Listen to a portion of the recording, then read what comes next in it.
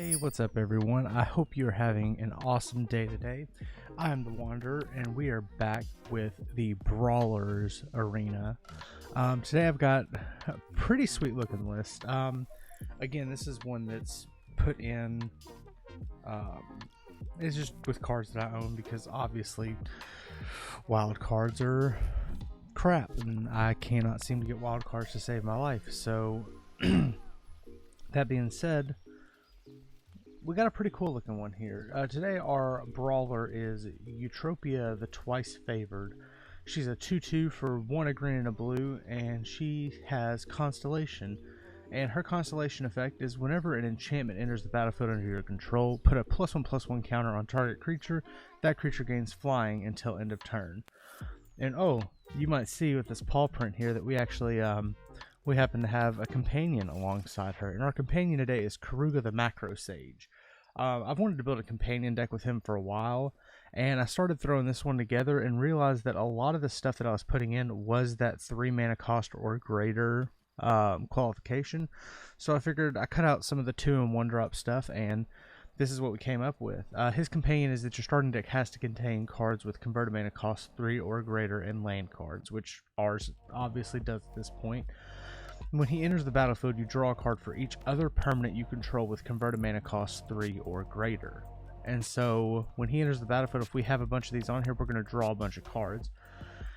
And so I was thinking to myself, okay, so we want to play a bunch of enchantments. So we have some enchantment creatures, some regular creatures, all that kind of stuff. Then the second thought that popped into my head was, okay, we're putting 1/1 counters on things. So why not put some stuff like Courage and Crisis in here, which lets you if I could say the word, proliferate.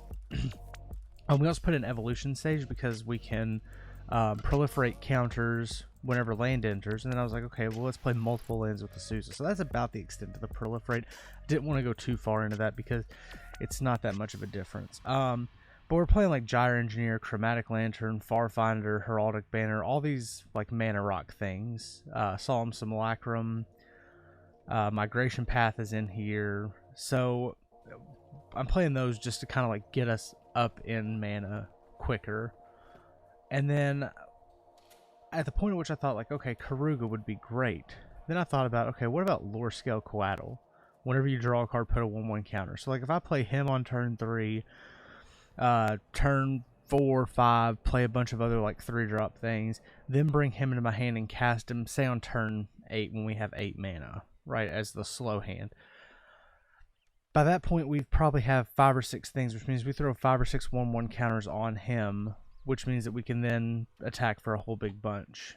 And then I threw Galloping Lizarog in here just because I like the name Lizarog. It's a frog lizard, which is sweet. But when it enters, I can take 1/1 counters off of creatures and put twice that many onto him. So with our commander, we're putting 1/1 counters on all kinds of different things. At the end of it, I can just take all those counters off of those creatures, throw them onto the Lizarog, play an enchantment, give him flying, and swing for a whole big bunch. And yeah, I mean, I always put this combo in anything that has blue, Sublime Epiphany and Scholar of the Ages, because I'm one of those players, I like to lock people out of the game, and that does a pretty decent job of like stopping a lot of our opponent's stuff, because we get to make a token that's a copy of Scholar of Ages, and then we get to bounce one of their creatures, counter one of their spells, and draw a card. And then if they have an activated or triggered ability that comes from that creature into the battlefield, we get to, or from casting that spell, we get to counter that one too. So that's the deck. Let's dive in and we'll go to game 1. Alright, game 1 here with Eutropia the Twice Favored. We got an Evolution Sage, we got Solemn, Nyx Herald's pretty great, Lore Scale Coatl. I think this is definitely a good hand to keep, so we'll keep it. Drop out of Forest and pass. A lot of it's just going to be play land go until turn 3. And the bad part about this is like our opponent knows that's the case because we have Kruger. Ooh, Vivian. That's a sweet pull. Alright, play our second land, pass. Oh yeah, they're 5 color. Ugh. Maybe we'll build a 5 color deck one day, but right now, not the biggest fan of it. Ooh, that's definitely what we're going to play. get some of that mana ramp up. So next turn we can play Solemn and get a basic land card onto the battlefield tapped. Okay, looks like they're playing a little bit of ramp of their own. They scry to the top. Okay. Alright, well, let's go ahead and let's play out Solemn.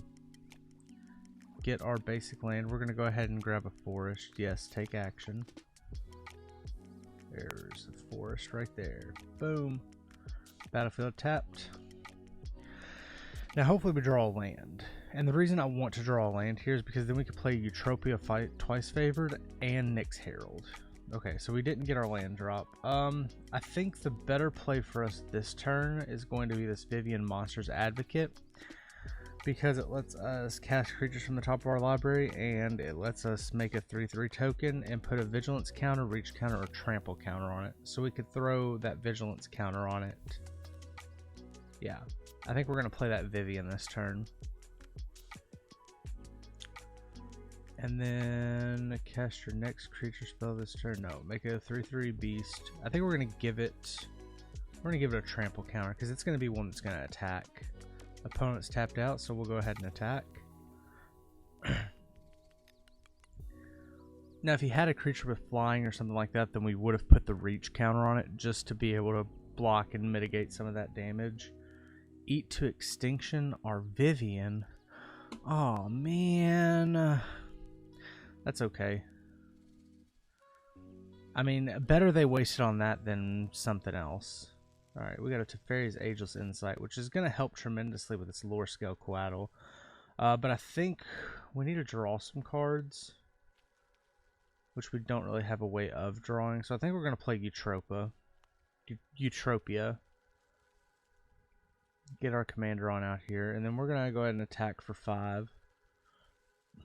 And just put the beats on them as hard as we can right now. It seems to be like where the aggro play. They could play Gigantha. Can't be Euro. Ugh, I hate Euro. Luckily, it's going to the battlefield. Or going to the graveyard. And I don't have a way to cast it right now, so that's good. Perfect. Okay. This was like a pretty interesting deck. Like, if I had the wild cards, like, I would love to build decks like this.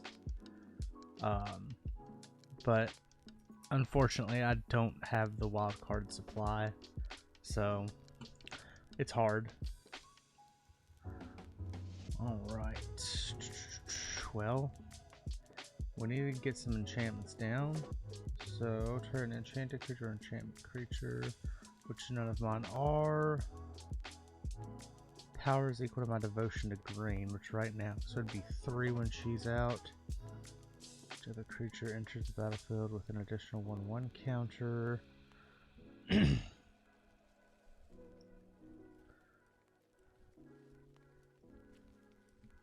See, we really don't have anything drawing right now, so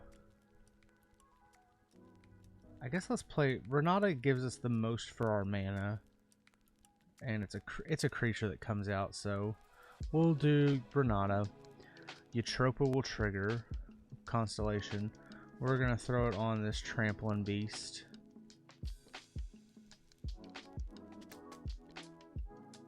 Okay. Sure.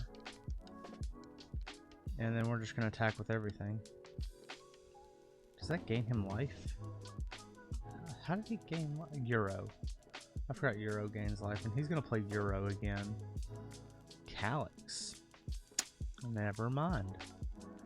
Yeah, Calyx is one that would be really great in that Siona deck that we played last week. Just because he lets you dig for enchantments. Gigantha. Oof.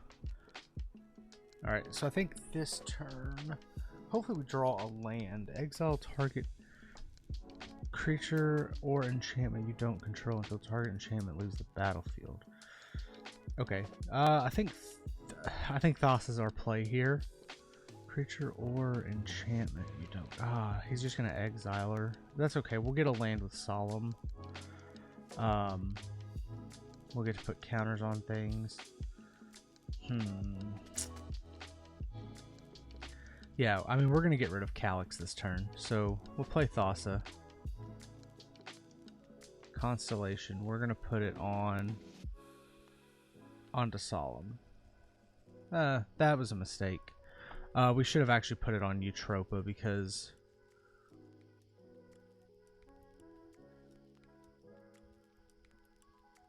Why is he not... Why? There it goes. Because we wanted to attack Calyx, and we're flickering Solemn at the end of turn.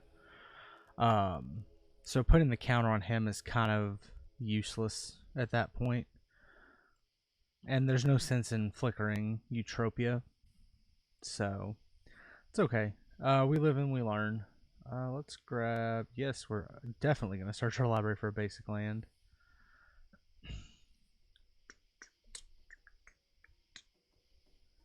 Sorry. So I guess now's a good time to say this. So you guys might notice that in this video there's some music in the background that I've obviously been missing in the last two videos. But I finally found a way to get that going. Like, found a way to get some music and stuff. My buddy introduced me to this group called Chill Hop Music, and I really liked it. He plays them on his streams, his Twitch streams, and I looked them up, and they also give music for YouTube. I just have to attribute them. So if you want to listen to more of their music, there's a link down in the description. It's some really good, like, chill music to, you know, study or play games to, like, it's pretty awesome. I've been listening to them nonstop since my buddy introduced me to them. So, all right, what do we got going on now? Now we could play 2 3-drop creatures. So I think we go ahead and we play out this Lore Scale Coatl. And then we play out... actually, we do this, we have 2 mana. Okay, yeah, we definitely want to drop 2 3-drops this turn. I think... see, this is a tough play. We could also Migration Path to get some mana. I don't think mana is going to be our issue, though. Let's play the Lore Scale Coatl. This loses X life. Okay, so he's definitely a shrine deck. And then we'll go ahead and drop out the Nyx Herald, because I don't think we want Thassa becoming a creature right now.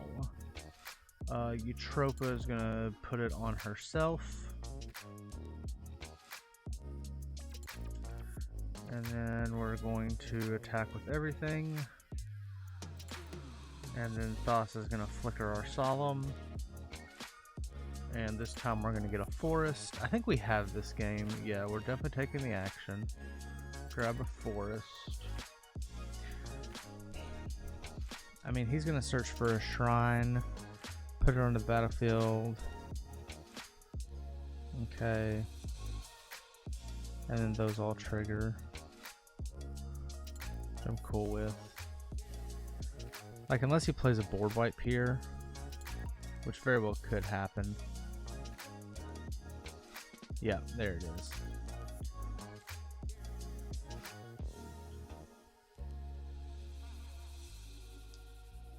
Yes, we're definitely putting our commander to the command zone. Solemn dies, we draw a card. Yes. Okay, there's a land.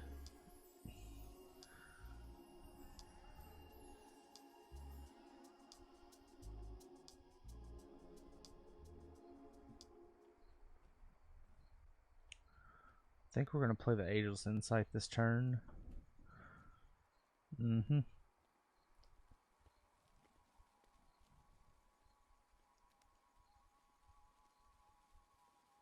Target permanent. Oh god, we've lost. There's no way we're winning this now. Yeah, GG opponent. Golly, I hate Agent of Treachery. I really do. Because now he's just going to start snagging all our lands too. It's just a permanent. God, I thought that was... Ugh. Sorry. I cannot stand...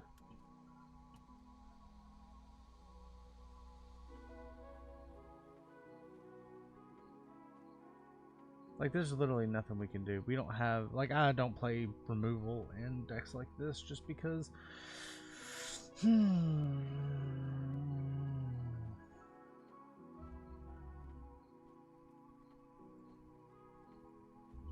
let's play Migration Path.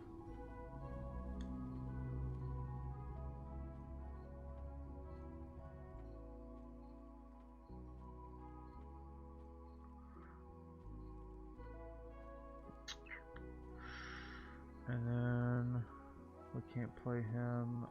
There's no point in playing anything because he's just going to take it. So, I mean, he's going to take lands too. But I think we just concede here. There's just way too much going on. There's no way we're winning that one. Agent of Treachery with Thassa. It's not happening. Alright, game 2. Let's shake off that last loss and see what we can do here. I kind of like this. We're a land shy, but we definitely, once we get that third land, we're pretty well set. So yeah, we'll keep this. It's gonna be a mistake though, you watch. Turn 5 is gonna go. Oh, nope, never mind. We didn't get punished for keeping a 2-land hand. That's good. I think we're gonna play the Farfinder first. Farfinder into Thassa Deep Dwelling, so we can just start getting lands. Ooh, Beanstalk Giant lets me search up a land. Oh god, we're playing against this kind of deck. See, this is the one thing that I don't enjoy about not having wild cards is like we can't play these semi-competitive brawl decks. Yep, we'll take 2.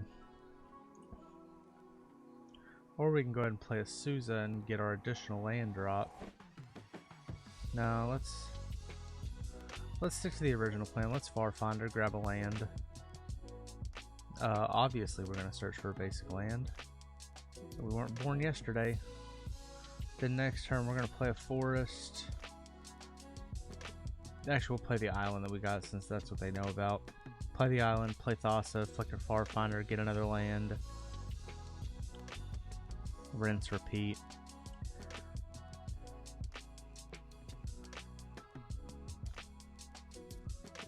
No blocks. We're definitely going to take that too. I'd rather keep my Farfinder around. Ooh, there's more. See, now is the question. We could play a Souza, play our 2 additional lands, and then Beanstalk Giant. Which that actually may be a better play. Yeah. So play 2 additional lands. Beanstalk Giant on an adventure. Yeah. Send Beanstalk Giant on an adventure. Grab an island because why not? We're not going to attack even. And the next turn we're going to have enough that we can drop in quite a few things. So, let's see what we get to do. Because next turn we could actually drop in this Beanstalk Giant. But, let's see, 6, 7. So we can play Thassa Deep Dwelling and Eutropia. Ooh, there's a Karuga. Nice.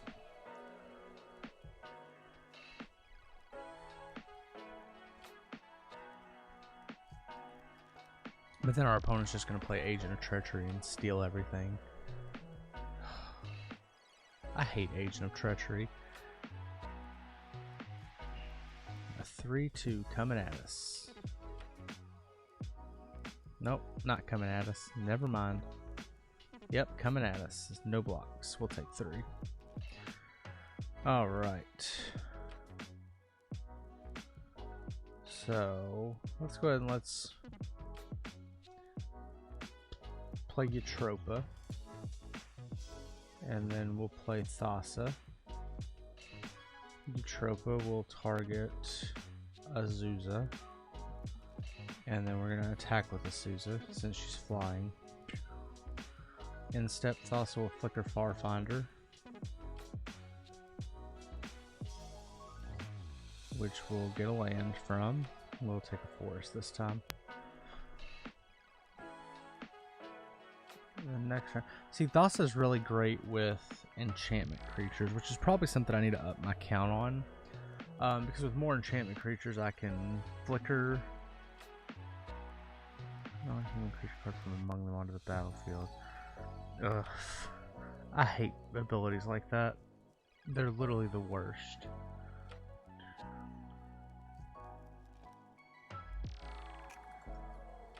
How did he pay that? Oh, where? Okay.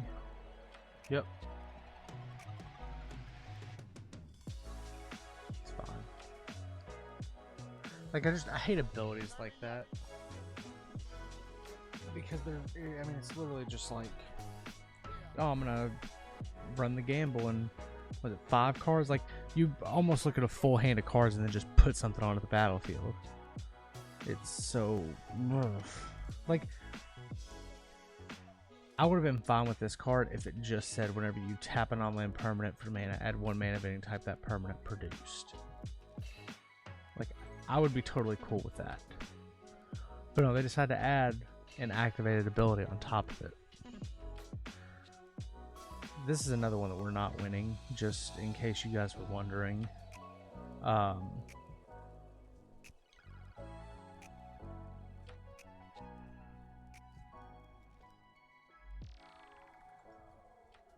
We're gonna drop in the Gargaroth. And then we'll pull Karuga to our hand. This deck is desperately in need of something like a Cyclonic Rift. Flicker Farfinder.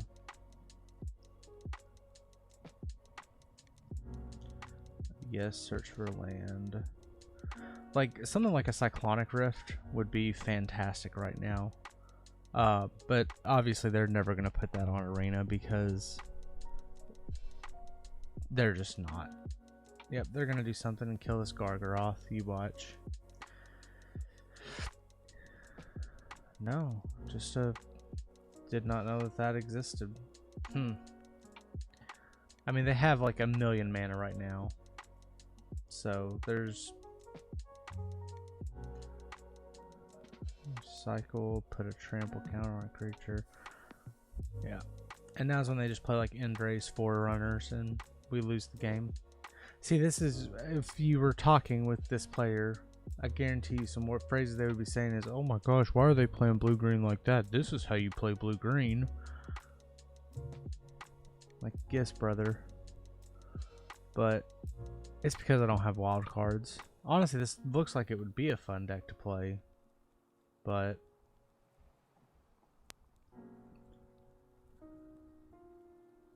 does he have trample? He does not. We're gonna go ahead and block. Just to mitigate the damage and stay alive.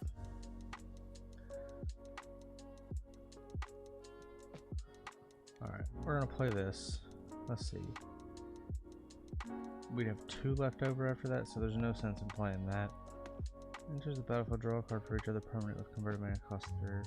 So we can just draw a bunch of cards over and over and over. I don't think that's the play that we want to make, though. Let's Dungeon Geist. Tap down that 12/11.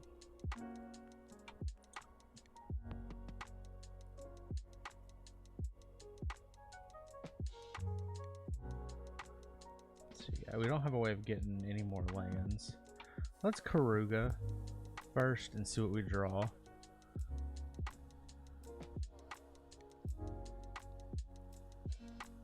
We're gonna draw 3 cards, yeah. Ooh, that would be good if we played any instants or sorceries. I think we played that as more of a, I don't even know why I put this in here, to be honest. Just not thinking, I guess. Alright, let's actually, no, that could be a good play because then we could tap down. Yeah, let's play out this Wilderness Reclamation.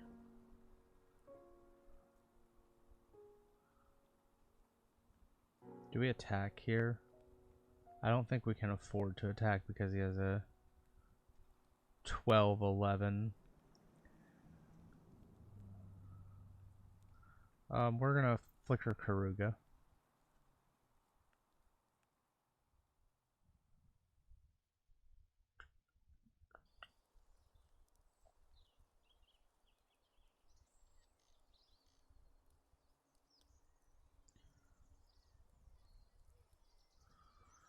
Yeah, whatever.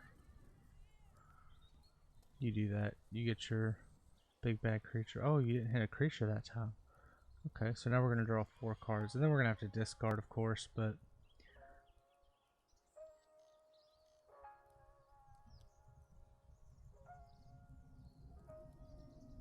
Ooh, look at that. Alright, let's see. 3 cards? Oh, that's easy.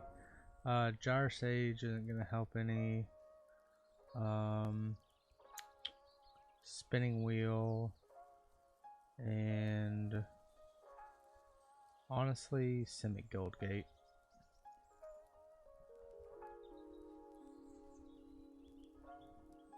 Alright, let's see. They're going to attack with this 12-11. So we're definitely going to block that. We're going to have to block Karuga. I guess we don't have to block Karuga. See, he's digging now for... I know he's digging for Endrace Forerunners. Because obviously you put that card in this deck. Oh, now everything he has Vigilance. Nice. I mean, that's all he's doing. Once he gets Endrace Forerunner, it's just to concede because literally everything of his gets haste, trample, +2/+2, and honestly, he could probably attack right now and kill us. Like, we don't have enough blockers.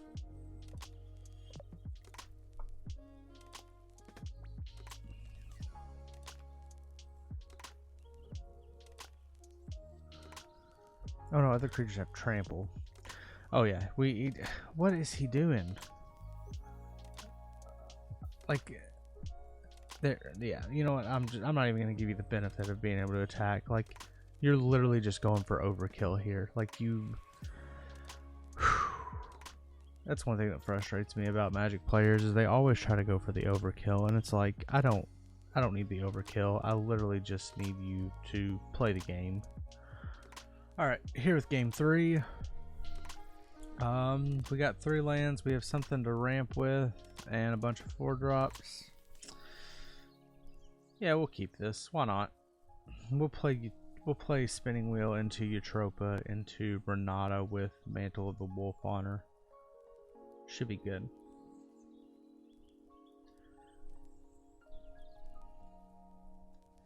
Waiting on our opponent. Who are they playing? Perforos. Huh. Guess they've got a bunch of big Dargans, which we really can't handle, so this is probably going to be another loss, if I'm being honest.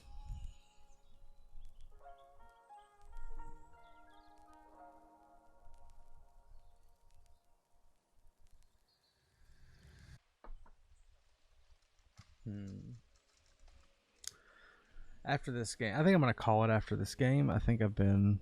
yeah, I'm about a half an hour. After this game, I'm going to go through... I'm going to kind of talk through some things that I would change about this deck and why I'm thinking it's not doing so hot. Maybe we'll get a win on this one, though. Maybe not. I definitely know there's a lot that I would change. Obvious. You know what? That really makes me want to concede. Really, really, really makes me want to concede. But there's no point in conceding. Oh. Here comes our commander that they're going to have shock for.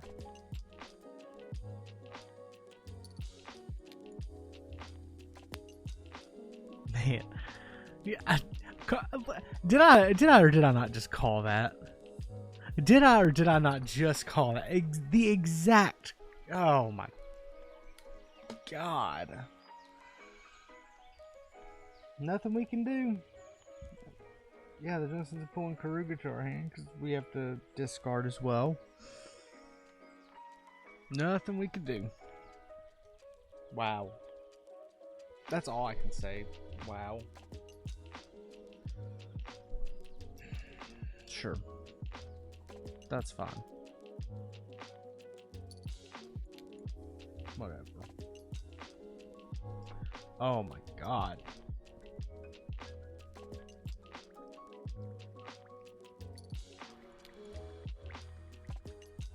Oh hey, we finally hit a 4th land. Which one did we play?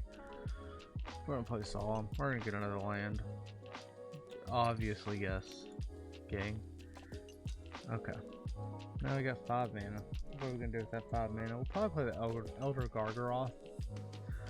So we can either start going wide or we can start gaining some life back.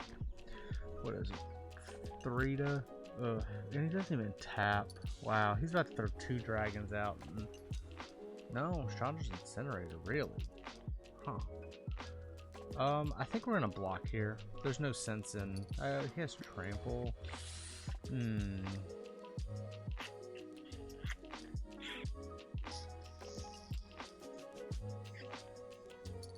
He has Trample, so we won't block. You're a few turns too late. Play the Gargaroth. We'll go ahead and attack him with our Solemn. We're going to take 6 again, but it's for the hope that we'll attack with 10 next turn. Are you serious? Are you kidding me? God.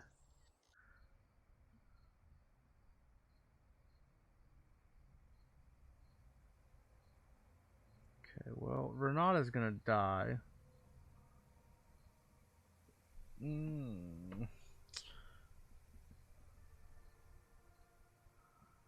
What can we play? Really, there's nothing we can do.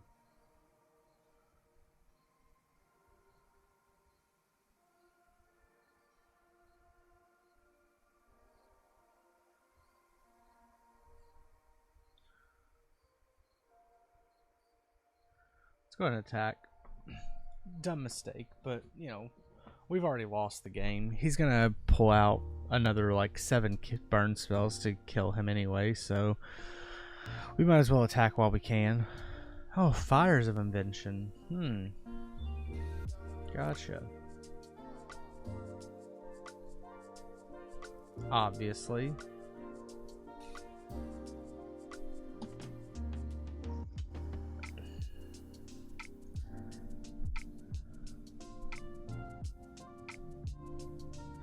You know, man, well, I'll wait till we get to the talk. Well, here we are. End of 3 games played, 3 games lost. Why is that?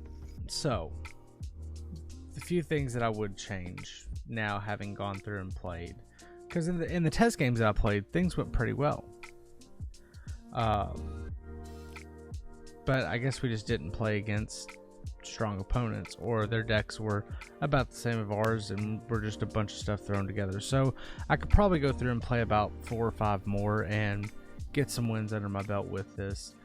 What I noticed, Karuga should not be a companion in here. We definitely need some like lower 1 and 2 drop things. We need some unsummon effects. We need some just different things like that. I like Solemn Simulacrum in here. Spinning Wheel, Heraldic Banner, Chromatic Lantern. Like, I don't think we need like those kind of like ramp things. Azusa and Evolution Sage I didn't like. They really didn't feel like they fit the deck. I would rather have more enchantments or some kind of removal in place of them. Same thing with all of these. I still like the idea of lore scale Coatl.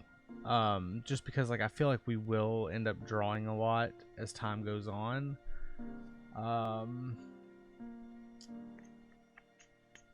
But yeah, because like Elder Gargaroth can draw cards. We can Cycle Migration Path, draw an extra cards. There's something else. No, we also did not see Hydra's Growth at all any of those games. Otherwise, I think we would have won several more. Yeah, all in all, this is a deck that I'm going to revisit sometime. As I'm also going to revisit Siona and maybe add some stuff, change some stuff up in that. But I am going to try to play as many new decks as I can. But definitely, this is definitely one that's worth a revisit, especially as I get more wild cards that I can like unlock stronger, like enchantments and stuff like that. But I don't know what else to say with that. We have 5,000 gold, 4,000 gems. Nothing we could really do there. I will say also, Friday Night Magics they're gonna look a little different if we don't do the FNM that they have set forth. I found out that there's this little tab here that says all play modes versus the arena play modes. When you go into all play modes and you scroll up here, there's just these events, like a bunch of them. And so you have like your standard event, your historic event, and in these events, they're 500 gold to play in, and 400 4 wins get you your stuff back. So we're gonna try to play these and get up to this and just try to start. So that way, you know, at most you see 6. Assuming we lose 2, you'll see 8 matches in that. But I think that's what FNM is going to start being, Friday Night Magic. But I want to thank you again for, not again, this is actually the first thank you that I've given, but, you know, whatever. I'm odd like that. But I want to thank you guys for watching. Thank you guys for jumping into the Brawlers Arena with me and Eutropia, even though Eutropia didn't do too well today. Hope you didn't place any bets on her while we were here in the arena, and if you did, I'm not liable for the money you lost, so take that up with the bookie, box office, whatever you want to call them, the people that took your money for the bets. Take it up with them, because I have no responsibility in that. I didn't promise you that this would be a good deck. I didn't promise you that it was going to win games. I did say that it looked like a fun deck, and I didn't have any fun at all playing with it. So if you bet on that, clearly you won that one. But anyways, thanks again for watching. I hope you liked it. Leave a comment. What would you add to this deck? That's the question. What would you add to this deck? What would you take out? How would you build this deck? So comment that, leave a like, subscribe if you want to see more, and I will see you guys again next week.